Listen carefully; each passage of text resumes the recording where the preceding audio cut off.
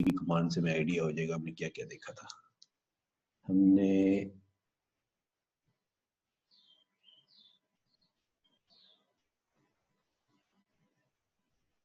ETC shadow की file को देखा था जिसके बीच में यूजर की पासवर्ड से रेलिवेंट इंफॉर्मेशन होती है, और इसको डिटेल्स हमने देखा था कि इसके अंदर पासवर्ड इनक्रिप्टेड किस फॉर्म में होता है, पासवर्ड की एजिंग से रिलेटेड क्या वैल्यूज होती हैं इसमें। देन ETC पास WD में हमने देखा था कि यूजर की प्रोफाइल से रेलिवेंट इंफॉर्मेशन होती है, और लॉगिन डेफ की फाइल के अंदर डिफॉल्ट बिहेवियर क्या फॉलो किया जाता है जब यूजर ऐड की कमांड चलती है। और इसी तरह ये यूजर ऐड की एक फाइल है, इस पे डिफॉल्ट बिहेवियर क्या अप्लाई होता है जब एक यूजर ऐड की कमांड चलती है। फिर यूजर की होम डायरेक्टरी में हमने जाके इसकी प्रोफाइल को लिस्ट डाउन किया था, हिडन फाइल्स थी, फिर स्केलेटन डायरेक्टरी को देखा था, फिर प्रोफाइल के अंदर जो बैश अंडरस्कोर प्रोफाइल और बैश RC और बैश अंडरस्कोर हिस्ट्री भी एक फाइल होती है जिसके अंदर आपकी हिडन फाइल होती है जिसमें आपकी लास्ट 1000 कमांड्स जो हैं वो सेव रह जाती है। उसके बाद ये हमने ग्लोबल फाइल्स देखी थी जो कि तमाम फाइल्स पर तमाम यूजर्स पर इफेक्ट होती हैं वाइल लॉगिन, और और ये हमने देखा था बैश RC जब तमाम यूजर्स पर ग्लोबली इफेक्ट होती है जब भी नया टर्मिनल ओपन किया जाता है। तो यहाँ तक ही हमने देखा था। तो खैर हमने एक यूजर क्रिएट किया था, आज हम एक ग्रुप क्रिएट करते हैं। तो ग्रुप करने के लिए कमांड है group add, suppose group add कर लेते हैं टीम।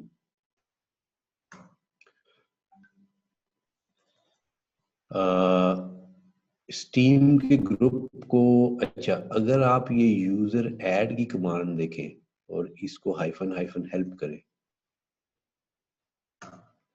तो इस यूजर ऐड की कमांड के साथ ये सारे स्विचेस आपको लिस्ट डाउन हो रहे हैं कि आप यूजर ऐड की कमांड हमने स्ट्रेट फॉरवर्ड चलाई थी, लेकिन अगर आप कस्टमाइज कमांड चलाना चाहते हैं तो कैसे चलेगी। लाइक हाइफन C के साथ आप डिफरेंट कमेंट्स को ऐड कर सकते हैं स्विच के यूजर के साथ, D के साथ होम डायरेक्टरी का कस्टमाइज पाथ दे सकते हैं, फिर इसकी एक्सपेंशन सेट कर सकते हैं, फिर स्मॉल G से इसका प्राइमरी ग्रुप भी मेंशन कर सकते हैं। लाइक स्ट्रेट फॉरवर्ड अगर यूजर आप जब क्रिएट करते हैं तो उसी नाम का एक ग्रुप भी बन जाता है जो कि उसका प्राइमरी ग्रुप हो जाता है।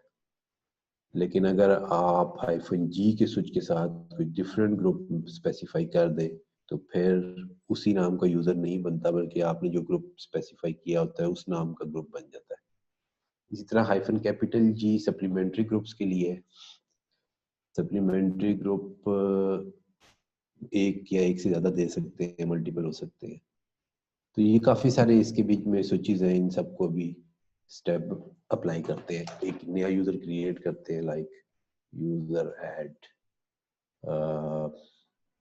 अब इस यूजर का यूजर आईडी, इस -U अगर आप देखें तो UID अगर आप चेंज करना चाहें, mean very next freely available जो आईडी है वो नहीं यूज करना, आपने कोई डिफरेंट है 8965 समथिंग लाइक -U, ये आईडी आपने यूज करना है। इसी तरह इसका प्राइमरी ग्रुप आपने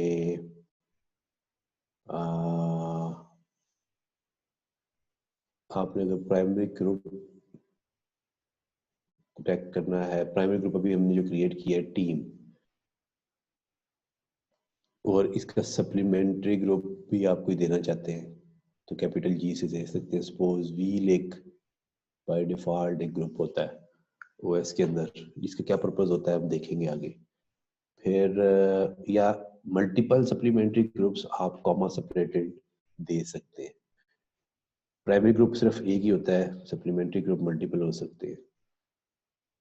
फिर -C से आप इसका सपोज कमेंट दे दें कोई टेस्ट यूजर। फिर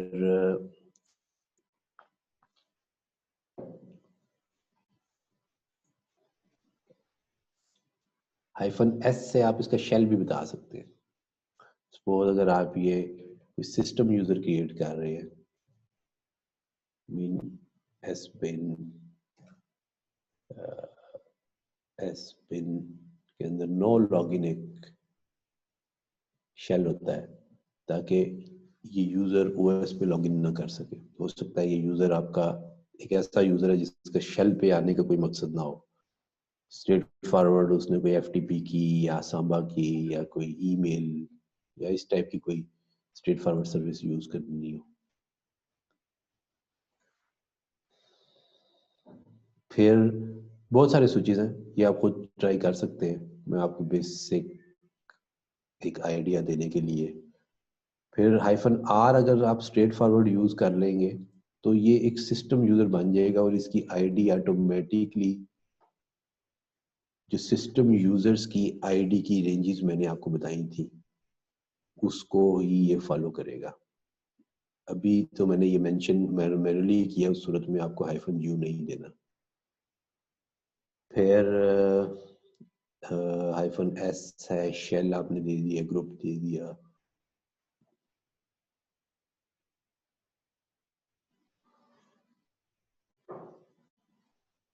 ठीक है, इस तरह हम एक यूजर क्रिएट करते हैं, उस पे यूजर का नाम हम कर देते हैं लाइक user1। तो ये एक यूजर क्रिएट हो गया। अब अगर आप इसकी प्रोफाइल देखें, प्रोफाइल देखने के लिए मैंने आपको दो मेथड बताए थे, एक ID followed by the user name, इसके बीच में आपको यूजर नेम और उसका आईडी, उसके प्राइमरी ग्रुप का नेम और आईडी, और टोटल जितने ग्रुप्स का वो मेंबर है उसकी लिस्ट डाउन। तो इन दो ग्रुप्स का मेंबर है, टीम और व्हील्स, और जिसमें से team is the primary group. Last time हमने जो ग्रुप क्रिएट किया था उसका, यूजर क्रिएट किया था उसका नाम था RHCSA। तो जो यूजर हमने क्रिएट किया उसी नाम का ही ग्रुप बना और वही ग्रुप उसका प्राइमरी ग्रुप बन गया। तो ये this is the default behaviour, लेकिन इस बार हमने थोड़ी कस्टमाइज कमांड चलाई है। इसी तरह अगर आप देखें और इसका आईडी भी देखें जो आपने डिफरेंट मेंशन किया हुआ है, इस तरह अगर आप टेल etc पास wd करें तो आप देखेंगे कि user1 आईडी ये है और उसके प्राइमरी ग्रुप का आईडी ये है। जरूरी नहीं है कि यूजर आईडी और ग्रुप आईडी सेम हो, दिस कैन बी डिफरेंट। तो group very next freely available ID उसको मिल गया और यूजर का आईडी वो मिला जो हमने मेंशन किया। फिर इसकी कमेंट्स हमने दिए, फिर इसको होम डायरेक्टरी का पाथ हमने चेंज नहीं किया, फिर शेल हमने चेंज किया था। तो इस तरीके से आप इसको यूजर को कस्टमाइज यूजर भी क्रिएट कर सकते हैं। यहाँ तक कोई क्वेश्चन? क्लियर है सर यहाँ तक। ठीक है,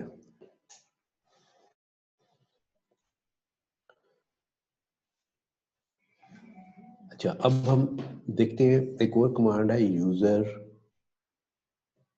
मॉड की, कि एग्जिस्टिंग यूजर को अगर मॉडिफाई करना है, यानी कि एक सिंपल हमने RHCSA का एक यूजर बनाया था और उसको अगर आप बाद में मॉडिफाई करना चाहते हैं तो यूजर मॉड -हेल्प अगर आप लिखें तो ऑलमोस्ट वही सारे स्विचेस आपको नजर आ रहे हैं जो कि आपको यूजर ऐड में नजर आ रहे थे।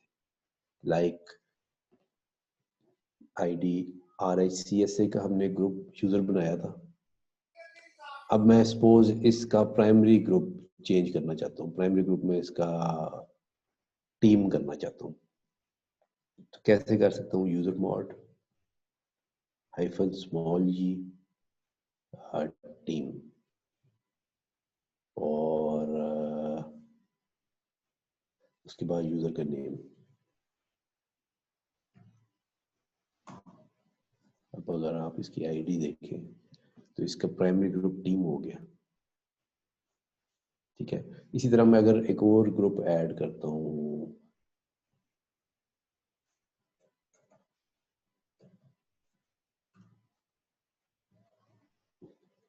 टीम 2 भी ऐड कर लिया, टीम 3 भी ऐड कर लेते, और इस यूजर को सपोज या ऐसा करते हैं कि आईडी हमने पहले जो यूजर बनाया यूजर पर, इसका देखें सप्लीमेंट्री ग्रुप कौन सा है इन दोनों में से? व्हील। व्हील है। और ये कैसे पता चल रहा है कि प्राइमरी कौन सा है?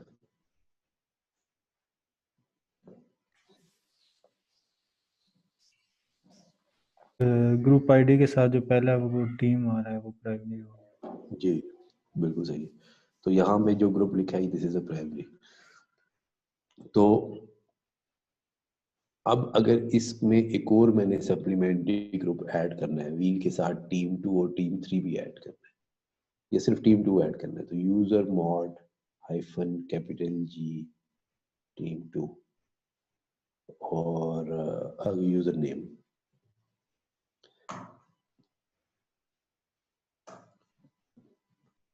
टीम 2 ऐड हो गया है, लेकिन डिफरेंस क्या नजर आया आप इन दोनों में आपको?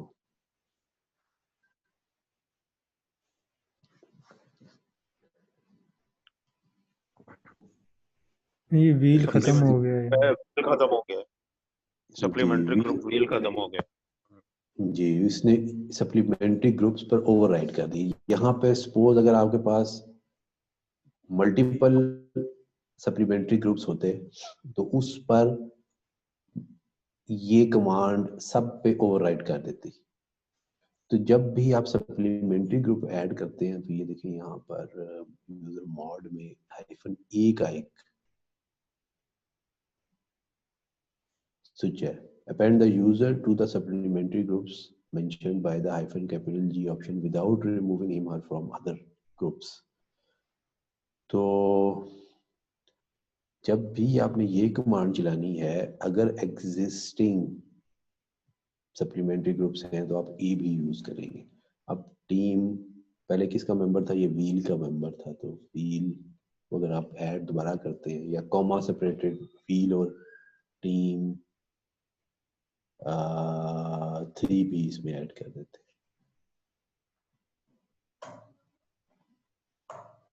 तो अब आप देखें कि उसने पहले जो आपने ग्रुप ऐड किया था टीम 2 उसको रिटेन रखा है और नए ग्रुप्स को भी ऐड कर दिए। ग्रुप्स को दिखाता है आईडी की सीक्वेंस वाइज, सबसे पहले प्राइमरी ग्रुप दिखाता है और उसके बाद सीक्वेंस आईडी की फॉलो करते हुए बाकी ग्रुप आईडी दिखा देते हैं। तो इस तरीके से आप प्राइमरी और सप्लीमेंट्री ग्रुप्स को मैनेज कर सकते हैं। अच्छा, इसी तरह बाद में किसी यूजर का ग्रुप यूजर आईडी चेंज करना है आप चेंज कर सकते हैं, शेल चेंज करना है आप कर सकते हैं, ठीक है। तो ये हमारा यूजर मॉड की कमांड थी। इसी तरह हमने कमांड चलाई थी PASSWD की, जिसके जरिए आप पासवर्ड चेंज करते थे किसी यूजर का। तो अगर आप इसका भी हाइफन हाइफन हेल्प करें तो you can see all the options related to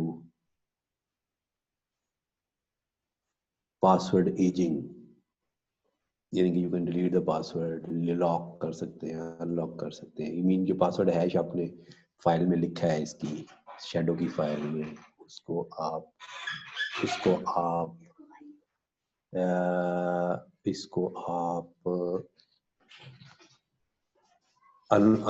उस पासवर्ड को रिमूव कर सकते हैं, दोबारा से राइट कर सकते हैं, फिर पासवर्ड की एक्सपायरी भी सेट कर सकते हैं, फिर मिनिमम और मैक्सिमम पासवर्ड इसका किसी को आइडिया है क्या होता है? हाइफन स्मॉल एक्स और हाइफन कैपिटल एन से जो सेट हो रहा है, यानी कि मैक्सिमम तो चले समझ आता है, मिनिमम क्या होता है?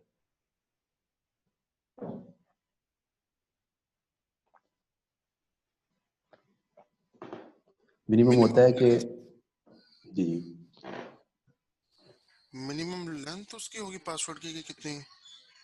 नहीं, मिनिमम होता है कि एक user must change password after this number of time.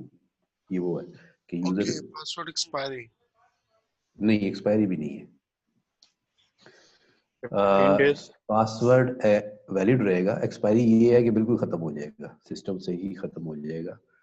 इसमें ये है कि जिस तरह आप विंडोज डोमेन कंट्रोलर पे या विंडोज में सब 15 days यूजर 15 days होता है। वो बाय डिफॉल्ट 15 डेज होता है, वो तो आप कोई भी नंबर तो मेंशन कर सकते हैं, लेकिन इसमें ये होता है कि समटाइम आप विंडो पे लॉगिन करते हैं तो वो फोर्सफुली आपसे पासवर्ड चेंज करवाता है, तो वो मिनिमम पासवर्ड एज थी जो आपने सेट की और उसके बाद वो आपसे फोर्सफुली चेंज करवाई उसमें।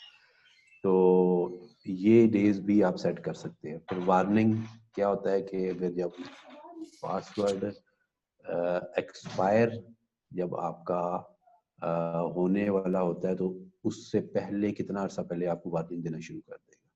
फिर ये स्टैंडर्ड इनपुट भी आप इसको दे सकते हैं, सॉरी STDIN स्टैंडर्ड इनपुट के, ये भी अभी देखते हैं करके, प्रैक्टिकल करेंगे तो फिर आइडिया होगा। तो ये at the time of password creation आप सेट कर सकते हैं डिफरेंट स्विचेस। अच्छा, अगर बाद में किसी पासवर्ड को आपने मॉडिफाई करना है, सपोज अभी मैंने देखिए पासवर्ड सेट कर देता हूँ यूजर 1 का और इसका पासवर्ड कोई, तो खैर ये रूट यूजर है तो ये तो कुछ भी पासवर्ड सेट कर सकता है। और अगर आप देखें etc shadow तो ये इसका पासवर्ड हैश यहाँ पे राइट हो गया, ये इसके डिफरेंट सेक्शंस हैं। अच्छा, अब अगर इसकी पासवर्ड एजिंग को आपने मॉडिफाई करना है तो इसके लिए कमांड होती है CHH change age of password. उसके बाद यूजर नेम आप लिख दें, लेकिन इसके भी डिफरेंट स्विचेस हैं और ऑलमोस्ट वही स्विचेस हैं जो कि हमने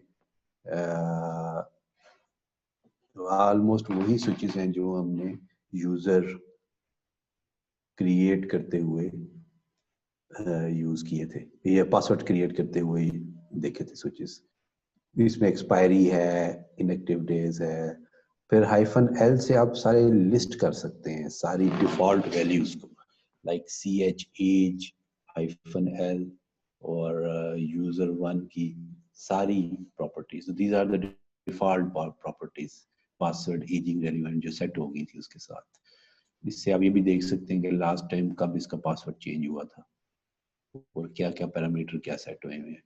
अब अगर आपने चेंज करना है तो सपोज अगर मैं आपको ये कहता हूँ कि आप -E का स्विच यूज करते हुए इसकी एक्सपायरी डेट सेट करें, तो एक्सपायरी डेट का फॉर्मेट आपको नहीं पता, आपने अमेरिकन फॉर्मेट यूज करना है या एशियन फॉर्मेट यूज करना है, या डेट के डिफरेंट फॉर्मेट्स हैं। तो इसका आसान तरीका ये है कि आप CHH जो है ये जस्ट लाइक एक विज़ार्ड भी काम करता है, CHH और आगे आप यूजर नेम लिख दें सपोज RHCSA, तो ये एक विज़ार्ड चल पड़ा है, इसमें डिफॉल्ट सारी वैल्यूज दिखा रहा है। अगर आप अपनी कस्टमाइज वैल्यू देना चाहते हैं तो दे सकते हैं, यही वाली सारी वैल्यूज इसने दिखाई है, हमने कोई वैल्यू चेंज नहीं की। अब सपोज आपको ये कहा जाता है कि आप इसमें से किसी मैक्सिमम पासवर्ड एज इसकी कर दें, मिनिमम पासवर्ड एज कर दें 5 डेज, मैक्सिमम पासवर्ड एज कर दें 90 डेज और बाकी ठीक है as it is, it's okay.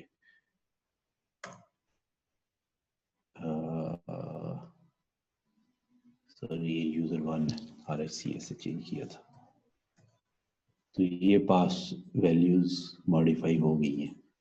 अच्छा, इसी तरह अगर आपको यहाँ पर विजिट में आप देखें तो अकाउंट एक्सपायरेशन डेट का फॉर्मेट भी इसने बताया हुआ है।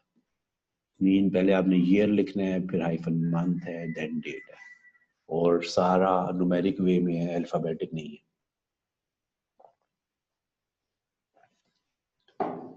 तो अब अगर आपको ये कहा जाता है कि आप इस यूजर की एक्सपायरेशन डेट सेट कर दें आज से 73 डेज के बाद की, तो उसको कैलकुलेट तो मैनुअली तो किया जा सकता है कैलेंडर पे, लेकिन उसको कैलकुलेट करना इतना आसान काम नहीं है।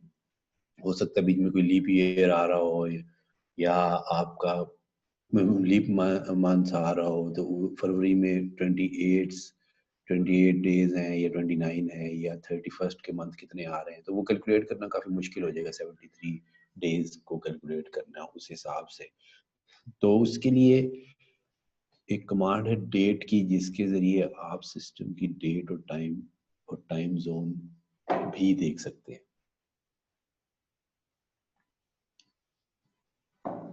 डेट -d या आई थिंक -e है, -d है। यहाँ पे अगर आप लिख दें +45 डेज, तो ये, या अब मैंने क्या आपको फिगर बताई थी 73 डेज, तो 73 डेज के बाद ये डेट और टाइम होगा सिस्टम पर। ये यहाँ पे आप डेज भी लिख सकते हैं, इसको यहाँ माइनस में भी लिख सकते हैं बैकवर्ड कैलकुलेशन के लिए। दिस इज 18 जनवरी 2020 था 73 डेज पहले। और यहाँ पर आप डेज भी लिख सकते हैं, यहाँ पर आप मंथ्स भी लिख सकते हैं, यहाँ पर आप ईयर्स भी लिख सकते हैं, प्लस माइनस में जो भी आप कैलकुलेशन करना चाहते हैं।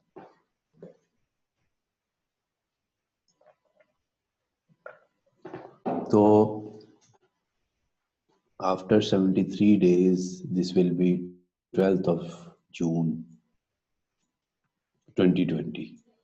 तो अगर आप CHHRHCSA 12th of June set करना चाहते हैं तो दिस इज 2020-June 6th 06 और 12। ये आपने इसकी एक्सपायरी सेट कर दी। अगर आप लिस्ट करें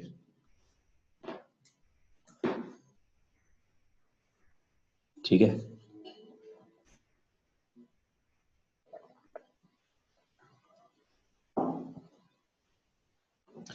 तो इस तरीके से आप इसको पासवर्ड की एजिंग को कैलकुलेट कर सकते हैं।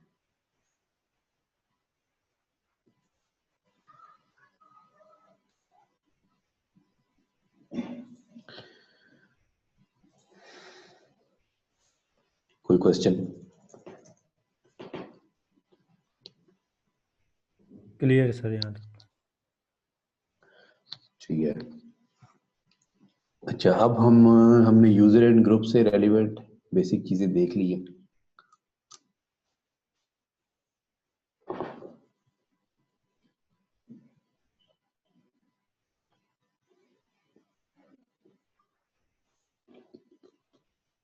अब इस चैप्टर का लास्ट एक टॉपिक है सूडो।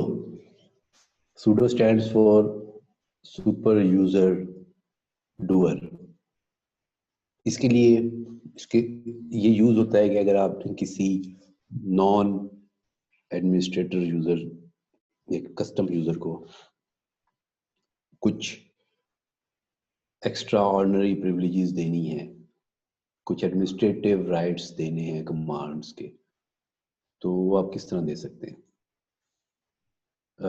तो सम टाइम तो आप किसी भी यूजर को रूट का पासवर्ड कभी भी शेयर नहीं करते। जिन यूजर्स ने जो फंक्शन परफॉर्म करना होता है उनको एक्सप्लिसिटली उन कमांड्स की राइट्स दे दिए जाते हैं। लाइक इसके लिए जो फाइल होती है वो है ETC के अंदर sudoers के नाम से। मीनिंगफुल नेम है फाइल का। S stands for super, U for users, DOERS ये इंग्लिश का की वर्ड है करने वाले, कि सुपर यूजर का काम करने वाले जो यूजर हैं उनको इस फाइल के अंदर आप लिख दें। इस फाइल में आप यूजर वाइज और ग्रुप वाइज भी पॉलिसी अप्लाई कर सकते हैं। Like allow root to run any command anywhere, यानी कि रूट तो वैसे ही बाय डिफॉल्ट सूडो के बगैर भी चला सकता है, लेकिन अगर सूडो की कमांड यूज करे तो फिर भी सारी कमांड चला सकता है। अच्छा, अब ये देखें, जब भी कोई ग्रुप मेंशन करना होता है तो परसेंटेज से मेंशन करते हैं। आई थिंक यहाँ पे आप @ भी यूज कर सकते हैं। तो व्हील ग्रुप को तमाम कमांड्स चलाने की प्रोविजन है तमाम सिस्टम से। ये लास्ट वाला all I think remote system है, ठीक है। और ये ऑल है number of commands equal to command, specific command दे दें या ऑल लिखेंगे तो ऑल कमांड्स हो गया। और ये है आई थिंक रिमोट किस सिस्टम से चला सकता है। अब ये देखें, नीचे एक एग्जांपल दी हुई है। अब जिस ग्रुप को भी आप व्हील ग्रुप का मेंबर बना देंगे, वो सूडो के जरिए कुछ भी फंक्शन परफॉर्म कर सकता है। अच्छा, अब ये देखें कि यूजर्स का एक ग्रुप बनाया है। जो भी यूजर्स इस यूजर्स के ग्रुप का मेंबर बन जाएंगे, they can run these 2 commands. एक ये कमांड है और एक ये कमांड है। बाय डिफॉल्ट एक नॉन रूट यूजर ये काम नहीं कर सकता। तो ये एक एग्जांपल दी हुई है, ठीक है। इसी तरह आप डिफरेंट काम कर सकते हैं। जिस तरह अब ये देखें, ऑल तब लिखा जाता है जब मल्टीपल कमांड्स हो या सारी कमांड्स हो। अगर आपने सिर्फ एक ही कमांड देनी है तो यूजर नेम लिखें या ग्रुप नेम लिखें। परसेंटेज के साथ ग्रुप नेम होगा, यूजर नेम स्ट्रेट फॉरवर्ड होगा जिसका ऊपर रूट लिखा हुआ है। और ये लोकल होस्ट, अच्छा सॉरी, ये जो फर्स्ट वाला ऑल है this is from all system, और ये अब लिखा है लोकल होस्ट मीन खाली इसी सिस्टम पर ये वाली कमांड एग्जीक्यूट कर सकता है। तो ये आगे वाला ऑल अब मुझे याद नहीं है, आई डोंट नो ये किस लिए था। तो ये कमांड ये इसके ऊपर एग्जीक्यूट कर सकता है। अब मैं सपोज हमने इसके ऊपर एक यूजर बनाया है RHCSA के नाम से, उसको ऑल मीन तमाम सिस्टम्स पर रिमोटली, क्योंकि असल में ये ऑल का मकसद आपको समझ आएगा। RHCE में जब हम SSH को की कमांड्स को रिमोट सिस्टम पर भी एग्जीक्यूट करेंगे। उसके बाद इसको अगर बाय डिफॉल्ट एक यूजर जो है वो नहीं देख सकता, यानी कि इसको चले इसको ऑल ही कर देते हैं फिलहाल, फुल एडमिनिस्ट्रेटर डिक्लेयर कर देते हैं ऑल। और यहाँ पे अगर ऑल लिखें, अच्छा यहाँ पे ये नो पासवर्ड क्या है ये हम एग्जीक्यूट करके देखेंगे फिर समझ आएगी। अब अगर ये जस्ट आपने सेव करना है, तो सपोज अगर आप लॉगिन करते हैं SU- की कमांड से आप किसी डिफरेंट यूजर पर जंप इन कर सकते हैं। रूट यूजर किसी भी यूजर से लॉगिन कर सकते हैं विदाउट प्रॉम्प्टिंग पासवर्ड। और ये हाइफन का मतलब है SU मीन स्विच यूजर, और hyphen mean load the profile, जो हमने लास्ट क्लास में पढ़ी थी, एक यूजर के साथ जो प्रोफाइल अटैच होती है।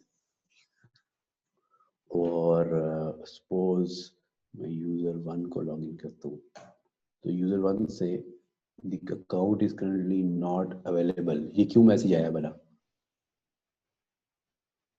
यूजर 1 के नाम से कोई अकाउंट नहीं होगा। ये भी तो बनाया हमने।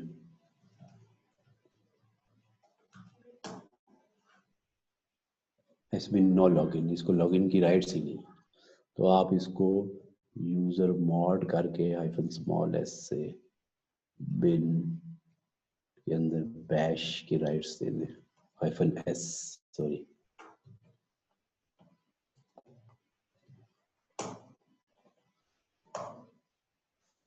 अब अगर आप इससे लॉगिन करते हैं, आप इससे लॉगिन हो गए, देखिए $साइन आ गया और आप यूजर 1 से लॉगिन है। whoami की कमांड अगर आप लिखें तो ये आपको बताएगा कि you are login with user. तो अब अगर ये यूजर अगर ये कमांड एग्जीक्यूट करता है ETC के अंदर शैडो, तो परमिशन डिनाइड आया है बाय डिफॉल्ट, क्योंकि इसके अंदर यूजर के पासवर्ड इनक्रिप्टेड फॉर्म में लिखे होते हैं। और अगर ये सूडो के जरिए चलाने की कोशिश करता है तो फर्स्ट टाइम ये आप मैसेज पढ़ें तो इससे आपको सारा आइडिया हो जाएगा कि ये सिस्टम क्या कहने की कोशिश कर रहा है। फर्स्ट टाइम ये पासवर्ड प्रॉम्प्ट करता है कि अपना ही आप पासवर्ड बताएं। हो सकता है कि आपका लॉगिन अकाउंट किसी और के आपने गलती से ओपन छोड़ दिया टर्मिनल और कोई और आपके सूडो राइट्स को मिस यूज करने की कोशिश कर रहा है, तो कम से कम 1 लेवल सिक्योरिटी एक अप्लाई की गई है कि यू कम से कम उस जिस लॉगिन यूजर से आप मौजूद हैं उसका पासवर्ड आपको पता होना चाहिए। ठीक है, तो इसका पासवर्ड मैंने आई थिंक सेट नहीं किया था, ये कर दिया था। तो इसने ये कमांड एग्जीक्यूट कर दी है। क्यों? इसलिए कि यूजर 1 को हमने पहले ही व्हील ग्रुप का मेंबर बनाया हुआ था, याद है?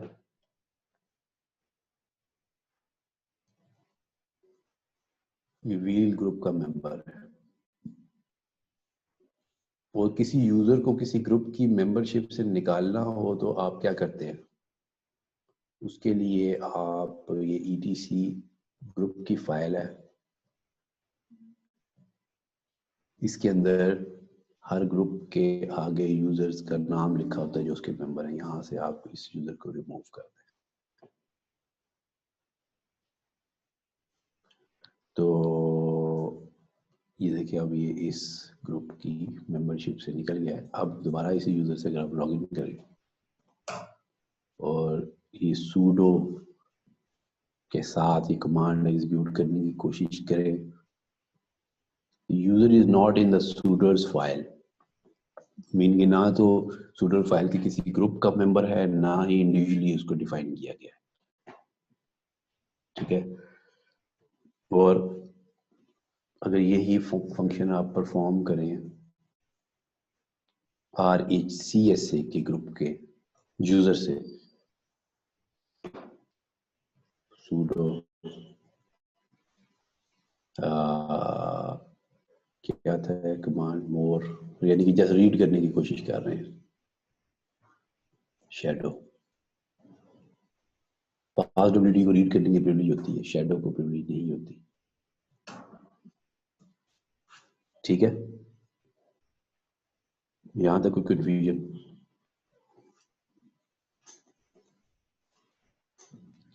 क्लियर है सर यहाँ तक। ठीक है, तो यहाँ पे हमारा ये यूजर एंड ग्रुप मैनेजमेंट के चैप्टर क्लोज हो गया। अभी हम पढ़ने लगे परमिशंस का चैप्टर। तो लिनक्स में परमिशंस का क्या कॉन्सेप्ट है? जब आप लॉन्ग लिस्टिंग फॉर्मेट में किसी डायरेक्टरी में ऑब्जेक्ट्स को लिस्ट आउट करते हैं तो आपको फाइल और डायरेक्टरीज के नेम के साथ उसका लास्ट मॉडिफाइड डेट टाइम भी नजर आ रहा होता है और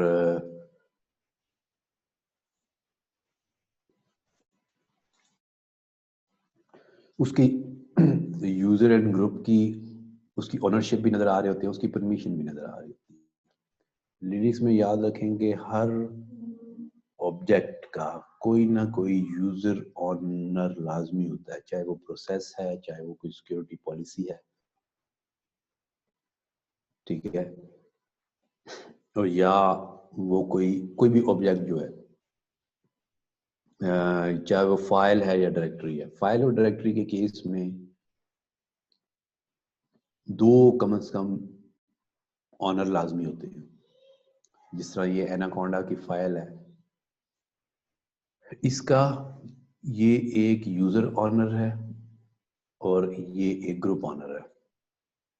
अब ये यूजर ऑनर इस फाइल पर क्या परफॉर्म कर सकता है और ये ग्रुप इनके इस ग्रुप के सारे मेंबर इस फाइल पर क्या परफॉर्म कर सकते हैं, ये चीज लिखी हुई है इस जगह पे।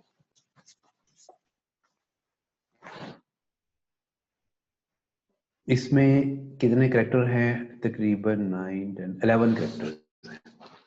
इन सबको समझना है। अगर सबसे पहले हाइफन है, it's mean this is a file. अगर यहाँ डी है, जिस तरह ये डी है, तो दिस इज अ डायरेक्टरी।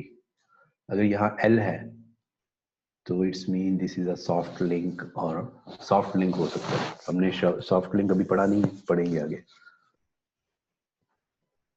और अगर यहाँ पे बी है तो कोई ब्लॉक स्टोरेज डिवाइस है। उसके बाद ये जो 9 कैरेक्टर्स हैं इसके 3 डिफरेंट सेक्शंस हैं। ये first 3 are for user, mean इस रूट यूजर के इस फाइल पे क्या प्रिविलेजेस हैं, these are the privileges. RW read and write but cannot execute। उसके बाद ये रूट ग्रुप इस फाइल पर ये फंक्शन परफॉर्म कर सकता है, यानी कि इस ग्रुप के मेंबर इस फाइल पे ना रीड कर सकते हैं, ना राइट कर सकते हैं, ना एग्जीक्यूट कर सकते हैं। और इस यूजर और इस ग्रुप के अलावा जितने भी यूजर्स इस ओएस में मौजूद हैं वो इस फाइल पर क्या फंक्शन परफॉर्म कर सकते हैं, तो ये फंक्शन परफॉर्म कर सकते हैं, कुछ भी नहीं कर सकते। तो ये यूजर सेक्शन है, ये ग्रुप है, ये अदर्स है। उसके बाद ये डॉट का मतलब है कि ये जिस फाइल सिस्टम पर ये फाइल पड़ी है, यानी कि अगर ये इस वक्त I think XFS file system है उसके ऊपर पड़ी हुई है, तो एक वो फाइल सिस्टम ACL को सपोर्ट करता है। ACL क्या होता है आज वो भी पढ़ेंगे हम, तो फिलहाल हमने इसको समझना है। अगर यहाँ पे प्लस है तो इट्स मीन ACL अप्लाई हुई हुई है, डॉट मीन ACL अप्लाई नहीं हुई हुई इस फाइल के ऊपर। ठीक है, यहाँ तक कोई क्वेश्चन?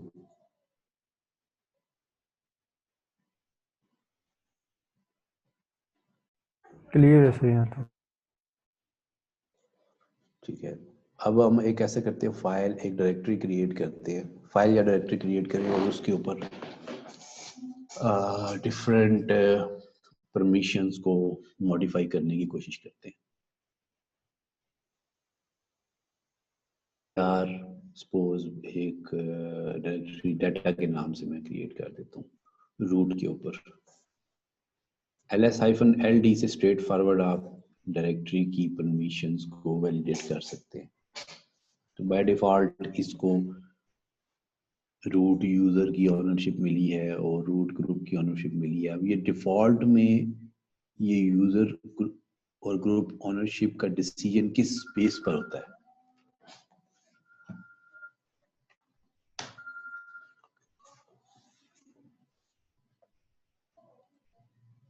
एक मिनट होल्ड करें।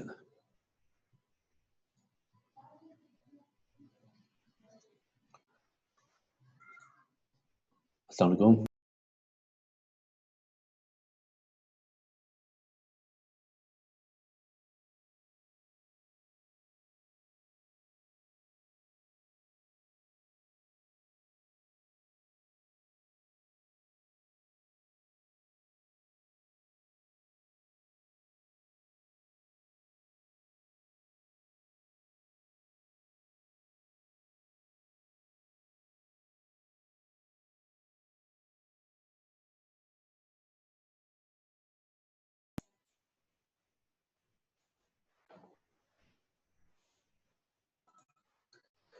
तो ये डिफॉल्ट यूजर एंड ग्रुप का डिसीजन होता है।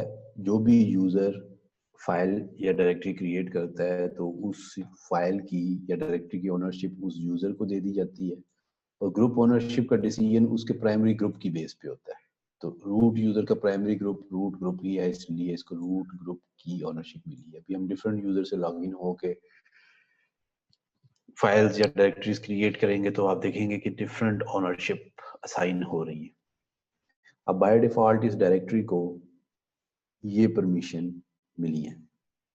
इन परमिशंस को पहले इस यूजर एंड ग्रुप ओनरशिप को मॉडिफाई करने का तरीका सीखते हैं, फिर इसकी परमिशन को मॉडिफाई करने का। तो इस डाटा की डायरेक्टरी की का अगर मैं यूजर ऑनर चेंज करना चाहता हूँ तो इसके लिए होता है chown चेंज ओनरशिप, और इसके बाद आप इसका यूजर का नेम लिखें। सपोज आप RH CSA CS से यूजर को इसका ऑनर बनाना चाहते हैं और ग्रुप को भी साथ ही मॉडिफाई करना चाहते थे, कॉलन या डॉट कुछ भी यूज कर सकते हैं। और टीम सपोज इसका ग्रुप ऑनर चेंज करना चाहते हैं स्लैश डाटा, तो इसका यूजर ऑनर और ग्रुप ऑनरशिप चेंज होगी। अगर यही कमांड खाली इस तरीके से चला दी जाती तो ये सिर्फ इसका यूजर ऑनर मॉडिफाई करता, और ये कमांड अगर सिर्फ इस तरह चला दी जाती कि कॉलन या सिर्फ डॉट और आगे टीम, सपोज मैं इसको टीम 2 का मेंबर ऑनरशिप चेंज कर देता हूँ, तो देखिए अब इसका ग्रुप ऑनर टीम 2 हो गया। ठीक है, तो इस कमांड से आप कंबाइन फंक्शन भी परफॉर्म कर सकते हैं यूजर एंड ग्रुप की को मॉडिफाई करने के लिए, और इंडिविजुअली भी यूजर और ग्रुप को आप मैनेज कर सकते हैं। इसके अलावा एक ग्रुप की ओनरशिप चेंज करने के लिए एक अलग से भी कमांड है CHGRP चेंज ग्रुप, और सपोज मैं इसका ग्रुप ऑनर व्हील बनाना चाहता हूँ किसका स्लाइड डाटा का, तो सिर्फ आप ग्रुप ऑनर के लिए कमांड यूज कर सकते हैं। ठीक है, तो इस तरीके से आप user and group ownership change करते हैं। अब ये RHCSA के यूजर को इस डाटा की डायरेक्टरी पर ये रीड राइट और एग्जीक्यूट की परमिशन है, इसको मॉडिफाई करना है, तो इसको करने से पहले मैं आपको रीड राइट और एग्जीक्यूट की जो परमिशन है उसका कॉन्सेप्ट जरा समझ लेते हैं।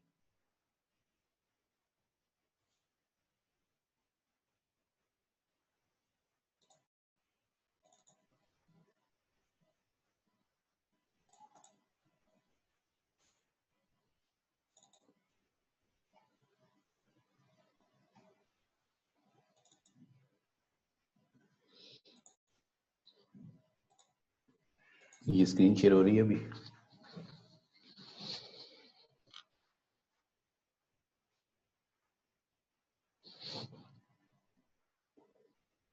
ये स्क्रीन शेयर हो रही है? जी सर हो रही है। अच्छा, इसमें रीड राइट और एग्जीक्यूट की परमिशन का बिहेवियर है ओवर द फाइल और डायरेक्टरीज।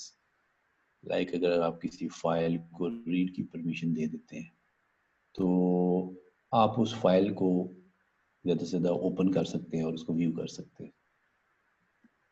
अगर आप रीड की परमिशन किसी डायरेक्टरी को दे सकते हैं, तो अगर आप उस डायरेक्टरी के अंदर मौजूद हैं तो you can list down the contents of the directory. यानी कि ls की जब आप कमांड चलाते हैं तो उस डायरेक्टरी पर जिस यूज़र से आप लॉगिन हैं उसकी रीड की प्रिविलेजेस को वैलिडेट किया जाता है, अगर हैं तो वो लिस्ट डाउन कर लेता है कंटेंट। राइट की प्रिविलेज अगर आप फाइल पे देते हैं तो आप फाइल को के कंटेंट्स को मॉडिफाई कर सकते हैं, और राइट के प्रिविलेजेस अगर आप डायरेक्टरी पे देते हैं तो आप उस डायरेक्टरी के अंदर मौजूद कंटेंट्स को डिलीट भी कर सकते हैं, नया कंटेंट क्रिएट भी कर सकते हैं, उसको रीनेम भी कर सकते हैं, उसकी परमिशंस को भी चेंज कर सकते हैं फाइल्स और डायरेक्टरी पर। और एग्जीक्यूट की प्रिविलेज अगर आप किसी फाइल को दे देते हैं तो that's mean it's a script. आपका स्क्रिप्ट बन गया है, मतलब कि आप जो उस फाइल के अंदर आपने जो भी कमांड्स लिखी हैं वो एग्जीक्यूटेबल बन जाएंगे, उसको फाइल को आप डिफरेंट पर्पस के लिए यूज कर सकते हैं।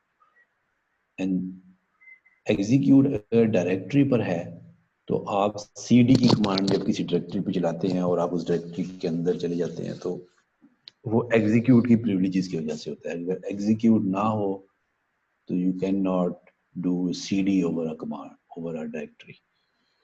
और इसमें पॉइंट नोट करने का ये है कि अगर एक डायरेक्टरी पर एग्जीक्यूट की प्रिविलेज ना हो और रीड और राइट की हो तो कोई फायदा नहीं है, क्योंकि रीड और राइट जो भी हमने ऊपर देखा है ये उसी वक्त परफॉर्म करेगा जब आप उस डायरेक्टरी के अंदर मौजूद होंगे।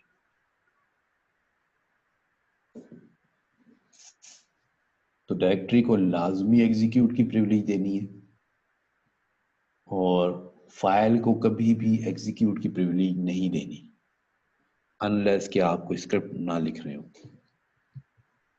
अनलेस कि आप कोई स्क्रिप्ट लिख रहे हो तभी, इसके अलावा इसका मकसद नहीं बनता।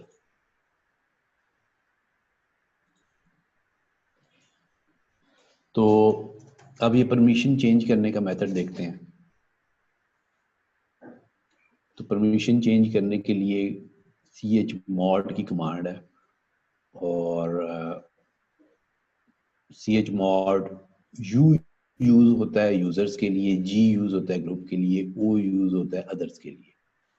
सपोज आप इस वक्त डाटा की डायरेक्टरी पर देखें राइट की प्रिविलेज है, तो ये राइट की प्रिविलेज वापस लेना चाहते हैं तो u-w लिख देंगे स्लैश डाटा।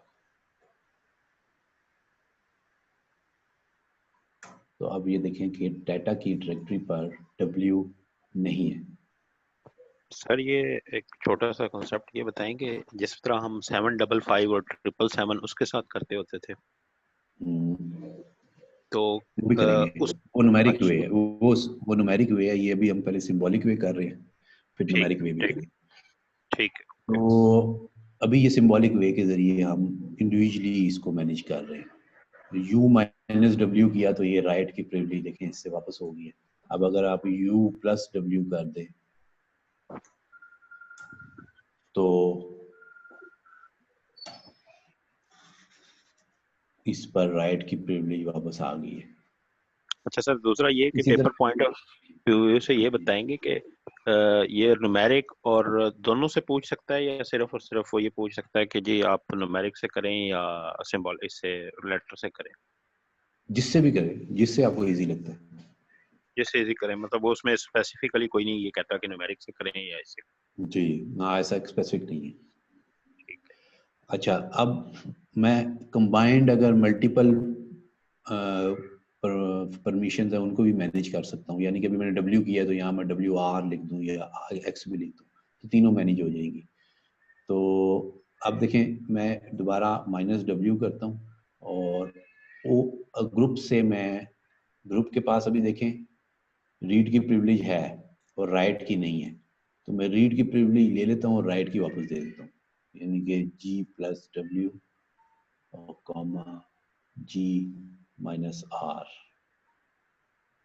और इसी तरह अदर से भी कोई फंक्शन परफॉर्म करना चाहते हैं तो ओ का भी लिख सकते हैं, ओ से प्रिविलेज हुई तो एक दो तीन तीनों को या दो को जो भी कॉम्बिनेशन आप बनाना चाहते हैं बना सकते हैं।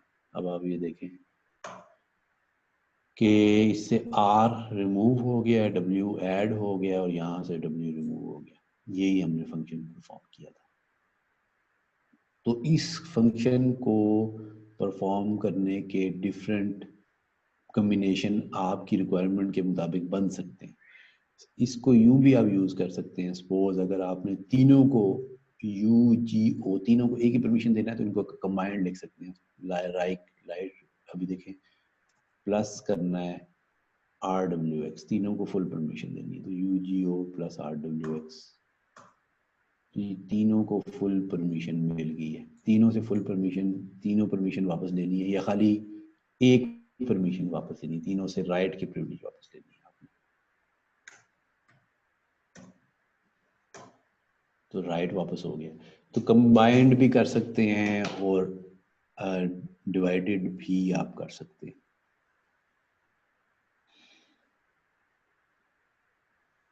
ठीक है। अच्छा, अब इसमें एक और कॉन्सेप्ट है। सपोज आपने ये डाटा की डायरेक्टरी के अंदर चाइल्ड ऑब्जेक्ट हैं काफ़ी सारे, फॉर सपोज एक डायरेक्टरी बना लेते हैं टेस्ट के नाम से और एक फाइल बना लें। ये एक फाइल और डायरेक्टरी है और इस डायरेक्टरी के अंदर मजीद फाइल और डायरेक्टरीज है, पूरा ट्री है सपोज। अब आपने अगर ये परमिशन, ये जो आपने परमिशन अप्लाई की थी, ये रिकर्सिवली अप्लाई करनी है तो -R आप यूज करेंगे। सपोज आप +RWX देना चाहते हैं तीनों को रिकर्सिवली और -V लगा लेंगे तो आपको साथ में ये भी पता चलेगा कि व्हाट इज गोइंग ऑन। क्या हो रहा है, क्या क्या परमिशन अप्लाई हुई है।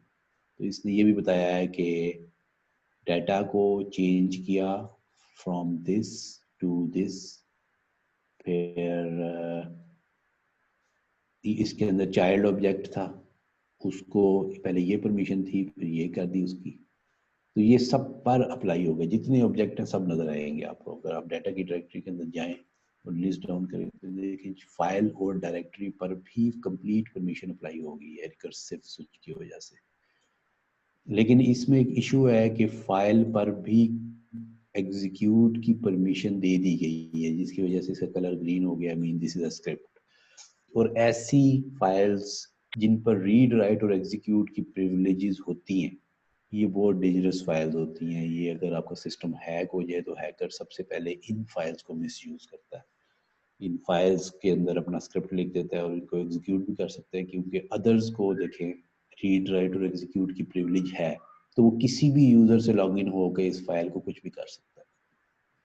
तो फाइल को कभी भी एग्जीक्यूट की प्रिविलेज नहीं दी जाती।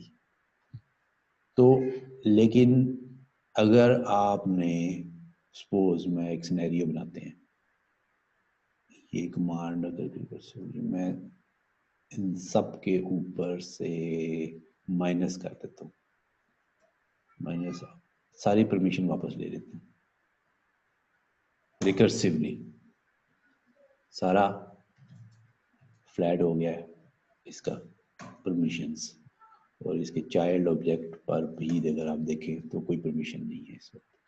अब आपने डायरेक्टरी को हमने देखा था कि एग्जीक्यूट के बगैर कोई मकसद नहीं है डायरेक्टरी का। तो अगर आपने ये परमिशन अप्लाई करनी है, यानी कि रीड राइट और एग्जीक्यूट की प्रिविलेज देनी है, सपोज अदर्स को नहीं देनी है और यूजर और ग्रुप को देनी है, ठीक है। तो आप अगर ये कमांड यूज करेंगे तो ये चाइल्ड ऑब्जेक्ट में फाइल और डायरेक्टरी सब पे अप्लाई होगा। लेकिन अगर आप इसको कैपिटल एक्स यूज करेंगे, ये तो मैंने खैर दोनों को कंबाइन किया है, इंडिविजुअली भी आप इसको एक्स को कहीं भी कैपिटल एक्स अगर आप यूज करते हैं तो रिकर्सिवली एक्स फाइल्स पर अप्लाई नहीं होता, सिर्फ डायरेक्टरीज पर अप्लाई होता है। ये देखें,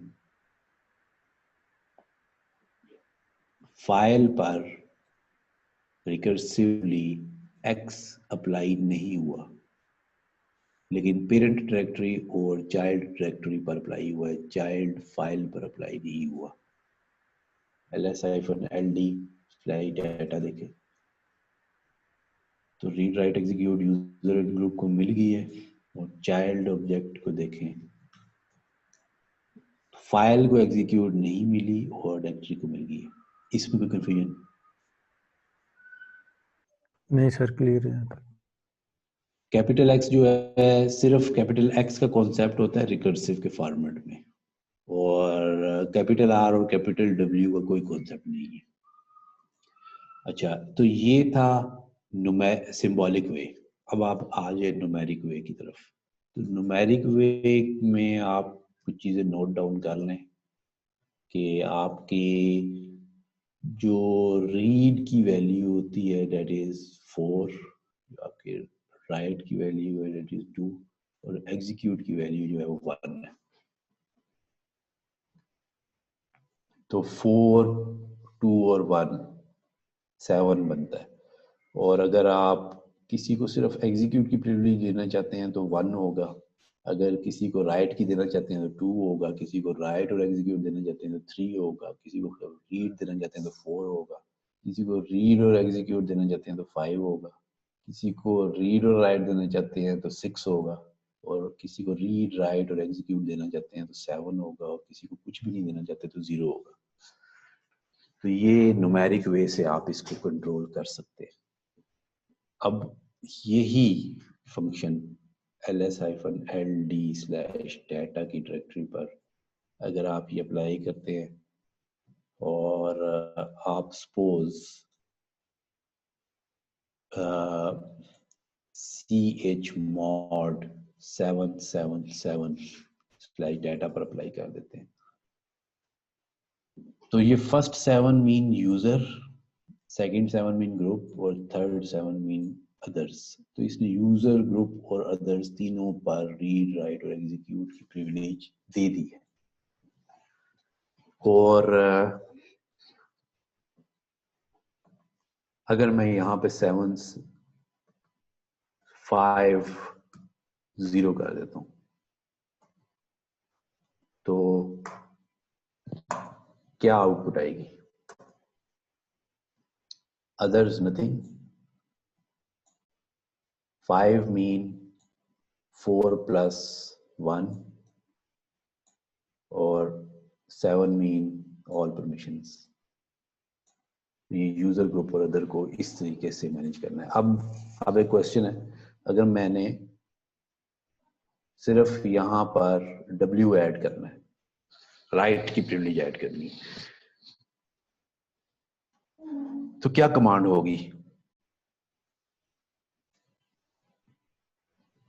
अदर्स के लिए राइट,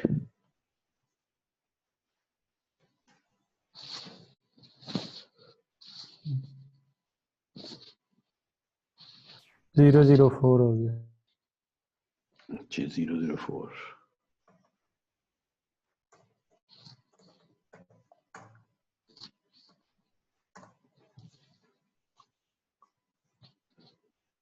हमने सिर्फ यहाँ राइट लगाना था, तो यहाँ तो राइट तो आया कोई नहीं, इवन यहाँ रीड आया और बाकी सब खत्म हो गया।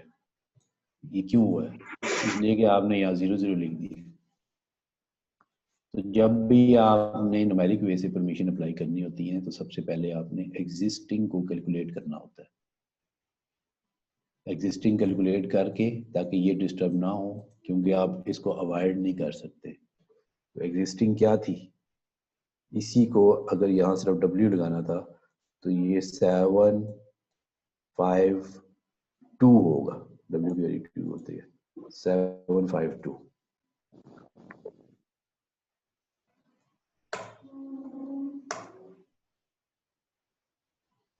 ठीक हो गया?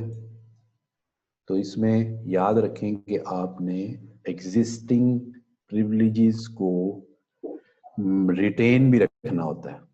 तो न्यूमेरिक वे से कमांड का बेनिफिट क्या है कि कमांड इज क्वाइट सिंपल, लेकिन उसकी एप्लीकेशन थोड़ा सा डिफिकल्ट हो जाती है अगर आपने किसी स्पेसिफिक एरिया की परमिशन को मॉडिफाई करना है, क्योंकि बाकियों को आपने रिटेन रखना होता है। और सिंबॉलिक वे का क्या फायदा है कि उसमें अगर मैं यही काम आपको सिंबॉलिक वे से कहता तो आप कैसे लिखते? आप O प्लस W लिख देते बस, बाकियों की आपको कोई परेशानी नहीं थी। जिस तरह मैं अभी आपको कहता हूँ यहाँ पर X ऐड करना है तो O प्लस X कर दें, ठीक है।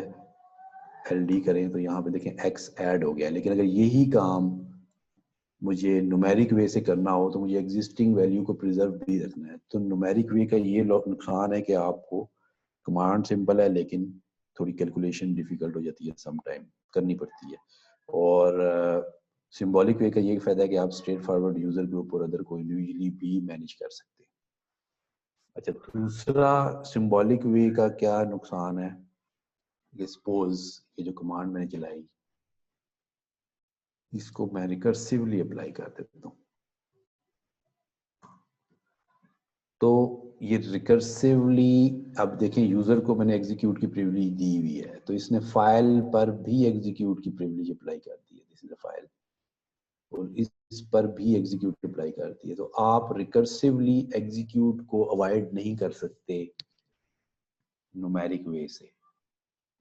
सिंबॉलिक वे से आप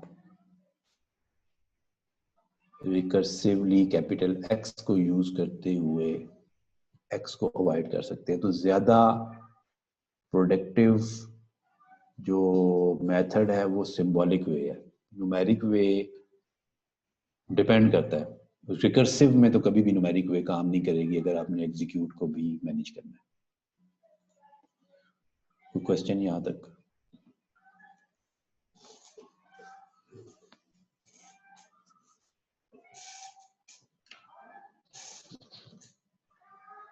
क्लियर है?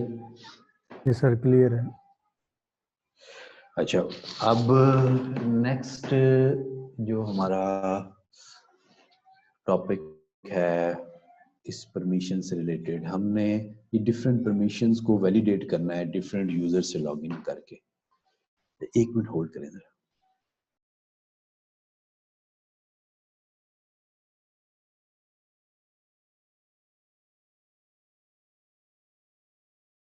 नेक्स्ट जो हमारा टॉपिक है वो इसी परमिशंस के चैप्टर से रिलेटेड है। टॉपिक तो खैर नहीं है, पहले इसी को कैलकुलेट करते हैं। फिलहाल हमने ये ls-ld/data की डायरेक्टरी के ऊपर आप ये देखें कि जो व्हील ग्रुप है उसको राइट की प्रिविलेज नहीं है और रीड और एग्जीक्यूट की है। RHCSA को फुल परमिशन है और इसके अलावा तमाम यूजर को सिर्फ राइट की प्रिविलेज है। तो सबसे पहले आप ये देख लें कि ID RHCSA व्हील ग्रुप का मेंबर नहीं है। अच्छा, व्हील ग्रुप का मेंबर कौन है? ID user1 को देख लेते हैं। ये भी व्हील ग्रुप का मेंबर नहीं है, तो इसको user1 को व्हील ग्रुप का मेंबर बना देते हैं। यूजर मॉडिफाई -G व्हील और AG लगाएंगे क्योंकि एग्जिस्टिंग को प्रिजर्व रखना है।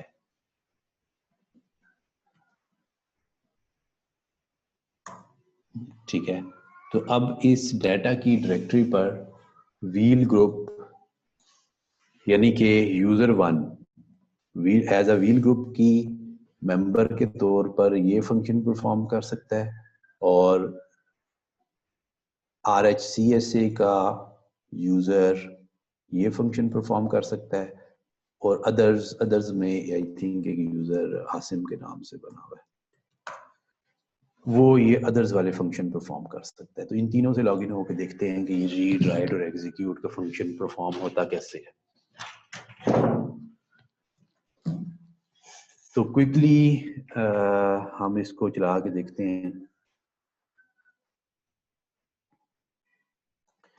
तो सबसे पहले हम यूजर से लॉगिन कर लेते हैं RHCSA से।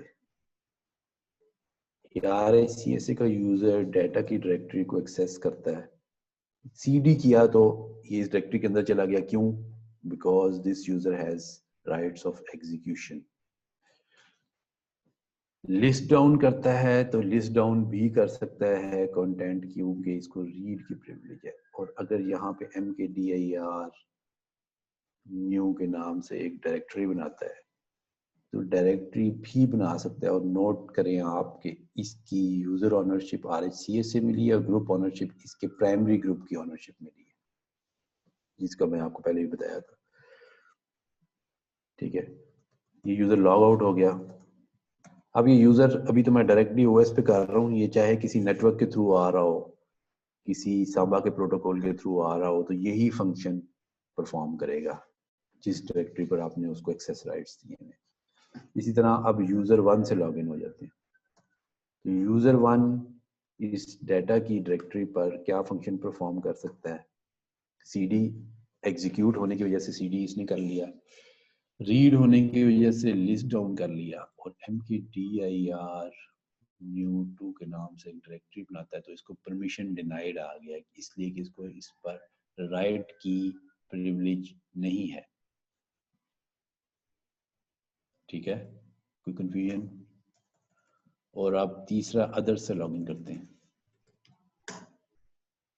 इसमें डाटा की डायरेक्टरी में आप चले जाइए तो स्ट्रेट फॉरवर्ड परमिशन डिनाइड। तो हालांकि इसको डाटा की डायरेक्टरी पर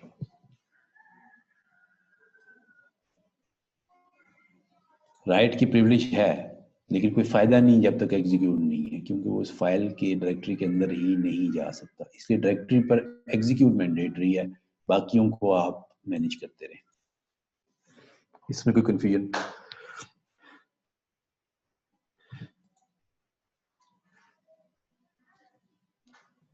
क्लियर है सर।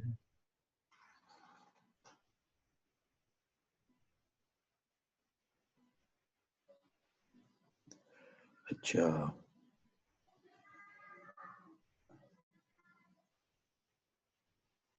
ठीक है। अच्छा, अब हम एक टॉपिक और करना है हमने आज, इस परमिशन के चैप्टर का, क्योंकि इसमें काफी सारे टॉपिक हैं।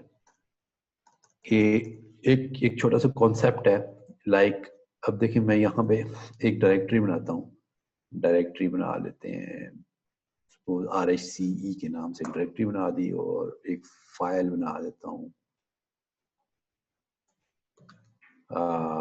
RHCSA के नाम से। तो ये जो फाइल और डायरेक्टरी बनी है ls-ltr करते हैं, तो ये जो लास्ट मॉडिफाइड फाइल्स हैं उनको डायरेक्टरीज उनको एंड पे, अच्छा सॉरी मैंने डायरेक्टरी भी उसी नाम से बना दी।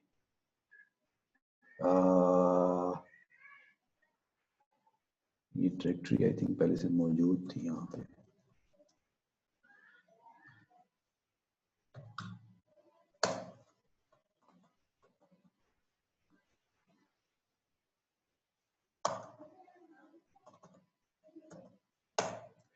तो ये RHCE की डायरेक्टरी बनाई और RHCSA के नाम से फाइल बनाई।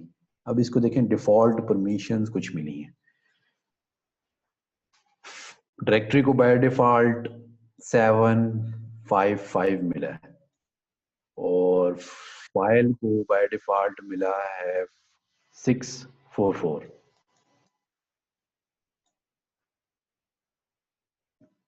ये किसने डिसाइड किया है कि इसको ये परमिशन मिलेगी?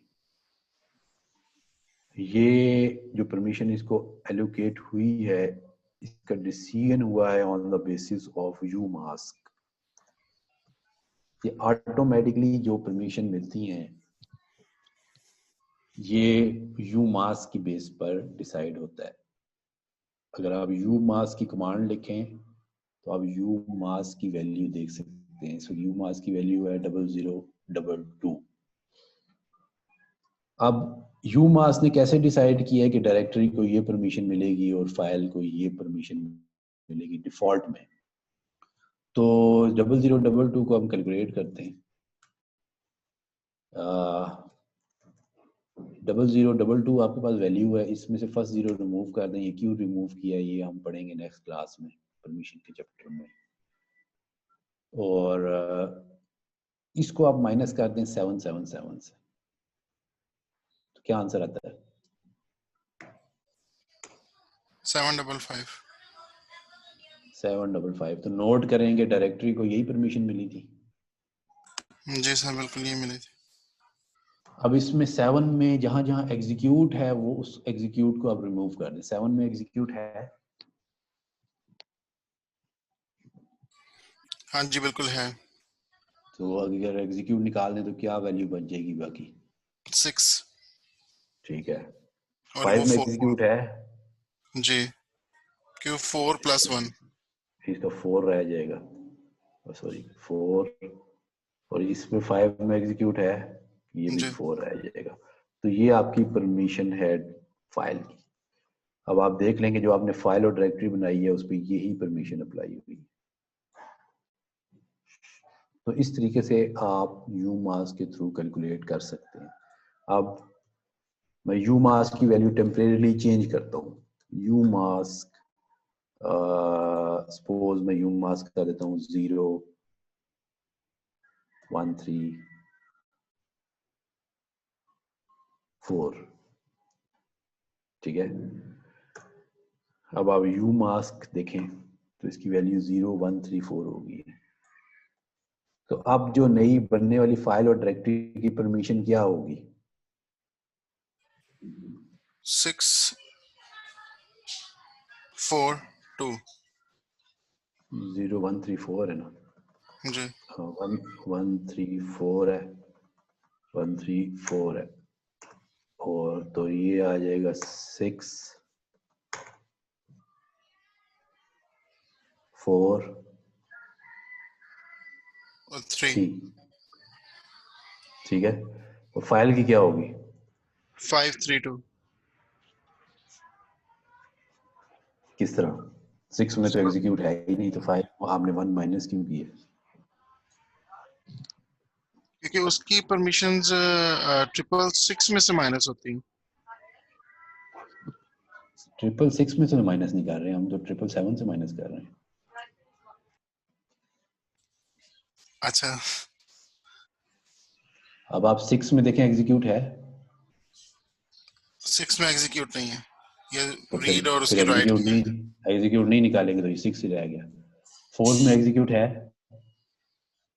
इसमें नहीं है। 4 ही आ गया। 3 में एग्जीक्यूट है, इसमें एग्जीक्यूट होएगा क्योंकि 2 + 1 हुआ है। नहीं, जी है, बिल्कुल 2 रह जाएगा। तो अब बना के देखते हैं। अभी यू मास्क हमारा क्या है, 643 और 642, ये याद रखना है आपने, 643 और 642। अब आप एक डायरेक्टरी बनाए, mkdir rhce2 बना लेते हैं और फाइल बना लेते हैं rhcsa2।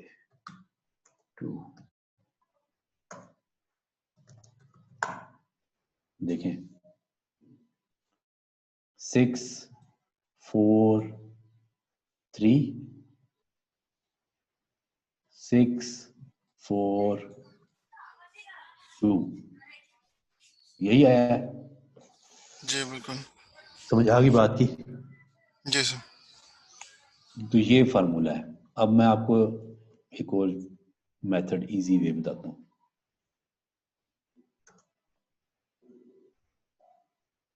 जहां पे भी ऑड वैल्यू आएगी उसमें से आपने 1 माइनस करना है। 6 ऑड था, 4 इवन है, ऑड था, 3 इसमें से ऑड कौन सा है? 3 है जस्ट ऑड। लेकिन अगर मैं आपको पहले ये बता देता तो आपने सारी जिंदगी यही याद रखना था, यहाँ यार ऑड वैल्यू से माइनस कर दे। कोई आपसे पूछ लेता कि यार ऑड में से क्यों माइनस करते हो, तो आपके पास आंसर नहीं होना था कोई। तो जी ऑड बिल्कुल, में से इसलिए माइनस करते हैं कि उसमें एग्जीक्यूट होता है, और लिनक्स में बाय डिफॉल्ट कोई भी दुनिया का यू मास्क आप सेट कर लें, फाइल को कभी भी एग्जीक्यूट नहीं मिलेगा। ओके ठीक है। कुछ भी करके देख लें आप, ठीक है? जो सर आपने लेकिन मेथड बताया है ना, वो भी यूज होता है, लेकिन उससे ज्यादा बेहतर ये मेथड है। नहीं सर, बिल्कुल आप ठीक कह रहे हैं, लेकिन एक मेरा क्वेश्चन है यहाँ पे। जी जी। सर हम स्क्रिप्ट भी तो एक फाइल होती है, उसको भी तो हम एग्जीक्यूट करते हैं। अगर उसको एग्जीक्यूट की परमिशन नहीं मिलेगी तो फिर स्क्रिप्ट कैसे चलेगा? तो दे दे एग्जीक्यूट की परमिशन उसे, chmod करके यू दे दें।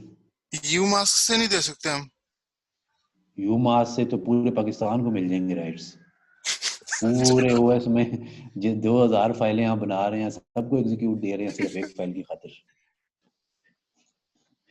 तो वो आपने देखें, यू मास्क तो डिफॉल्ट बिहेवियर है ना, तो ये परमिशन जो है ना वो एग्जीक्यूट तो देखें, स्क्रिप्ट तो एक्सेप्शनल होता है, कभी आपने 2 साल में एक दफा स्क्रिप्ट बनाना होता है, तो वो एक फाइल होती है, उसको chmod से u+x करके तो यूजर को एग्जीक्यूट की परमिशन दे दी, वो यूजर उसको एग्जीक्यूट करता रहेगा। ठीक है, तो ये है डिफॉल्ट बिहेवियर। ठीक है सर। ठीक है, तो ये अब आपने यहाँ समझ आ गया या इसमें कोई प्रॉब्लम है? नहीं ठीक है सर, मैं ठीक है, मुझे क्लिक होगी बात आपकी, और अच्छा सही है। अच्छा। अब ये हो गया मेथड। अब देखें ये इस वक्त यू मास्क की क्या वैल्यू है, 134। एक नया टर्मिनल ओपन करें, वापस यू मास्क की वैल्यू पुरानी वाली आ गई है, इसलिए कि मैंने आपको प्रोफाइल का कॉन्सेप्ट बताया था कि वो प्रोफाइल आपकी बहुत सारे इन्वायरमेंट वेरिएबल राइट करती है। ये हमने पढ़ा था कल लास्ट क्लास में। तो उन इन्वायरमेंट वेरिएबल्स में से एक यू मास्क भी है, और ये हमने जो यू मास्क सेट की है, this is specific to this terminal. यू ही टर्मिनल क्लोज होगा, ये वैल्यू खत्म हो जाएगी। तो बेसिकली आपके पास मैंने आपको 2 फाइल बताई थी, ETC के अंदर प्रोफाइल क्योंकि कॉल होती है जब भी कोई यूजर लॉगिन होता है, this is a global file. इस file this is basically a bash script, और इसके अंदर एक इफ स्टेटमेंट लगी हुई है। ये देखिए यू मास्क की वैल्यू सेट कर रही है on the basis of UID, कि जो यूजर लॉगिन हो रहा है उसका आईडी सिस्टम आईडी है या कस्टम आईडी है, उसकी बेस पर उसको यू मास्क अप्लाई होता है। तो नॉन रूट यूजर को 002 मिलता है, यानी कि 0002 मिलता है। और शुरू में 0 क्यों लगता है ये हम पढ़ेंगे अगली क्लास में। और रूट यूजर को 022 मिलता है बाय डिफॉल्ट। इसी तरह नया टर्मिनल ओपन होने पर कौन सी फाइल कॉल होती है, बैश rc। इस पे भी काफी सारे एनवायरनमेंट वेरिएबल सेट हो रहे हैं। इसमें भी यही इफ स्टेटमेंट है जो कि यूजर की लॉगिन होते हुए कॉल, जो यूजर जब नया टर्मिनल ओपन करता है तो on the basis of user ID decide होता है कि इसको यूमास्क क्या प्रोवाइड करना है। अब एक लास्ट आज की चीज करके अब क्लोज करते हैं क्लास को। हमारा सपोज मैं आपको कहता हूँ कि एक यूजर लॉगिन होता है RHCSA, इसका यूमास्क देखें डिफॉल्ट में क्या मिला है 0022। आप चाहते हैं कि इसको कोई डिफरेंट यूमास्क मिले, तो इसको डिफरेंट यूमास्क देने के लिए स्पेसिफिक इस यूजर को, तो आप क्या करेंगे, होम में इसकी होम डायरेक्टरी में चले जाएं, इसके अंदर जो हिडन फाइल है bash_profile, इसमें जाके आप यूमास्क की वैल्यू चेंज कर दें। तो at the time of log n ये कॉल होगी, या बैश rc में कॉल कर दे, तो जब भी वो नया टर्मिनल ओपन करेगा, टर्मिनल तो उसने ओपन करना ही है, तो यहाँ पर अगर आप यूमास्क लिख दें लाइक 0321, ठीक है, ये यूमास्क इस स्पेसिफिक टू RHCSA यूजर के लिए सेट हो गया। पहले देखें क्या मिला था, अब ये क्या मिला। और अब अगर आप यूजर 1 से लॉगिन हो तो उसको वही सिस्टम ओरिएंटेड जो भी होगा यूमास्क वो मिल जाएगा। क्लियर है जी यहाँ तक? कोई प्रॉब्लम? सर जो यूमास्क हम सेट करेंगे, क्या हमारे जो ऑलरेडी अगर कोई यूजर एग्जिस्ट कर रहा है तो उस पे तो वो अप्लाई नहीं होगा, या हो जाएगा वो अप्लाई, या उसको रीलॉगिन करने से अप्लाई हो जाए? अभी लॉगिन किया तो देखें अप्लाई हो गया ना, मैं लॉगिन किया तो उसका यूमास्क चेंज मैंने कर दिया। ये बेसिकली स्पेसिफिकली जो इन्होंने किए चेंज, वो उसके प्रोफाइल के अंदर जाके, स्पेसिफिक प्रोफाइल के अंदर RHCSA के प्रोफाइल के अंदर जाके चेंज किए। इस वजह से उसका यूमास्क हो रहेगा, लेकिन जो दूसरा यूजर है उसके यूमास्क कोई और रहेगा। क्यों सर ऐसे ही? ये दूसरा यूजर से मैं लॉगिन हुआ हूँ ना, इसका तो वही OS ने जो वही रहेगा, लेकिन उसके जो बेसिकली प्रोफाइल है उसके अंदर आपने स्पेसिफिकली उसके प्रोफाइल के अंदर जाके चेंज किया, इस वजह से उसका यूमास्क वो रहेगा और इसका यूमास्क जो डिफॉल्ट है वो रहेगा। सही, ठीक है सर।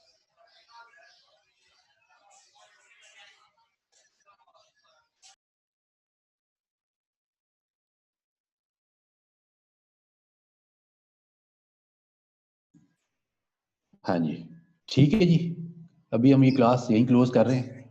नेक्स्ट क्लास में इस चैप्टर को हम खत्म कर देंगे, परमिशंस को।